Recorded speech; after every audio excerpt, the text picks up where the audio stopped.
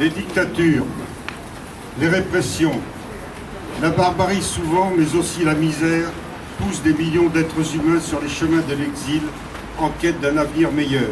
Les images épouvantables de migrants entassés sur des rafiaux, des mains qui s'accrochent au reste des bateaux en perdition, les corps qui s'échouent sur les plages ne dissuadent pas les candidats au départ.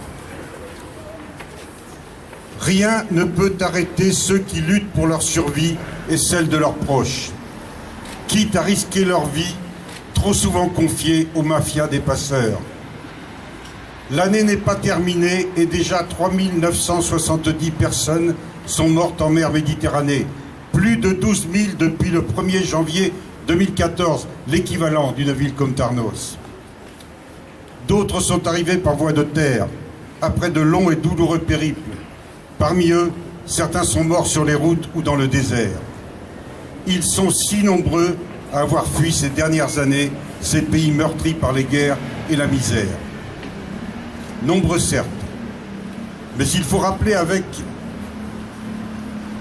une vérité, car contrairement à ce qu'affirment certains discours actuels, la majorité des migrations ne s'effectue pas du sud vers le nord. Il n'y a pas invasion.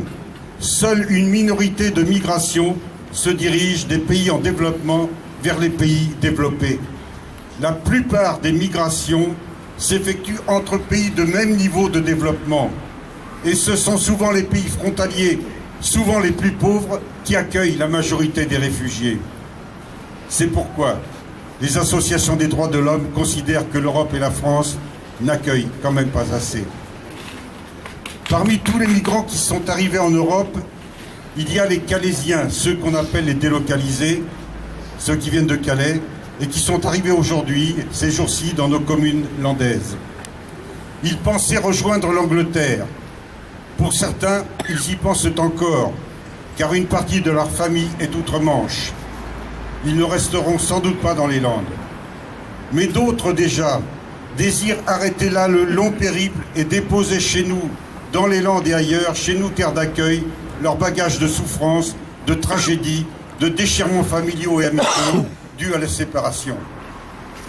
Ils devront obtenir le titre de séjour, ce fameux titre de séjour, passeport pour une vie meilleure.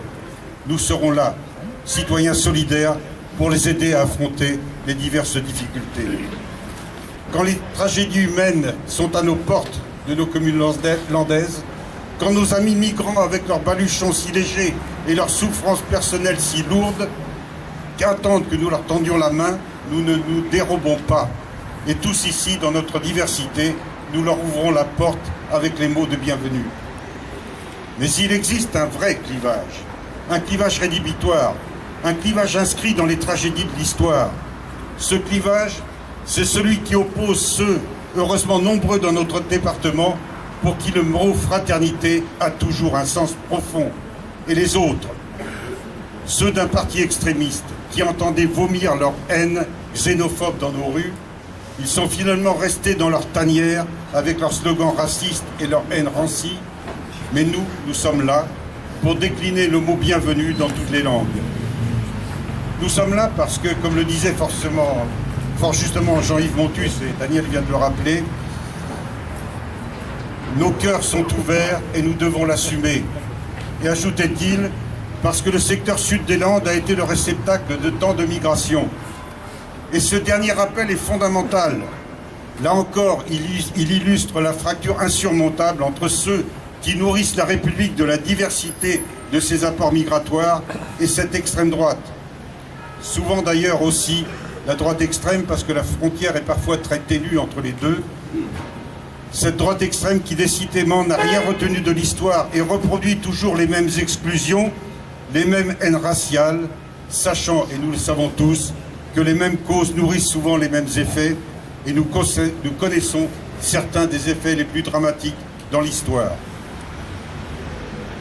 Les migrants qui sont accueillis aujourd'hui arrivent donc dans un département portant une riche tradition d'accueil. Les Landes reçoivent aujourd'hui ceux qui se prénomment Ali ou David et tous leurs compagnons d'exode venus d'Afrique, comme beaucoup d'autres ont été accueillis dans le passé. Car hier, ils se prénommaient Pedro ou Maria, Ils avaient pour beaucoup fui la dictature franquiste et la répression sanglante. Comme Mateo Blasquez, par exemple, ce républicain espagnol passé de la résistance française à la résistance contre l'occupation nazie. Mateo Blasquez, qu'un gamin de Gaz, 60 ans après la libération, nous en avions été témoins, salué d'un bonjour Martha. Martha, c'était son nom de résistance. C'était un bonjour de gamin chargé de toute la richesse de l'immigration. Il se prénommait aussi Gianfranco, Gilda ou Francesco, venus dans le Gabardin reprendre les fermes et métairies après l'hémorragie des hommes de cette terre lors de la Première Guerre mondiale. Il se prénommait aussi Agostino ou Josefa, ceux de la photo déchirée, ce très beau film de José Vieira. C'étaient les Portugais, souvent clandestins, très souvent clandestins, qui fuyaient misère, répression et guerre coloniale, et qui sont arrivés à Dax, à Mont-de-Marsan ou sur la zone littorale pour travailler sur nos chantiers ou dans notre bâtiment. Il se prénommait Fatima ou Rachid, venus des campagnes du Maghreb dans les années 60 pour travailler dans nos grandes exploitations agricoles ou notre forêt. Ils étaient même lettons quand la commune de Souston, avant d'accueillir les Éthiopiens d'aujourd'hui en 1949, avait déjà accueilli 39 réfugiés de Lettonie. Imaginez le choc culturel et géographique pour ces personnes venues du Nord. L'histoire de ces lettons est racontée d'ailleurs dans l'excellent livre d'Alain Pécastin, Les étrangers au 19e et 20e siècle, une histoire landaise. Oui, les réfugiés, les étrangers, c'est une histoire landaise. Et tant d'autres venus d'autres horizons qui ont contribué à l'histoire des Landes, des Allemands, des Belges, les populations venues d'Afrique, qui sont arrivées du côté de la Brouwer. Mais il y avait déjà tous ceux nombreux qui leur ouvraient les bras, qui les intégraient à la vie locale. L'inclusion de l'immigration s'est finalement passée sans choc majeur. Ce double mouvement d'une société, l'inclusion, ce double mouvement d'une société qui inclut et de ceux qui s'incluent, surmontant ainsi les crispations et les fragmentations identitaires.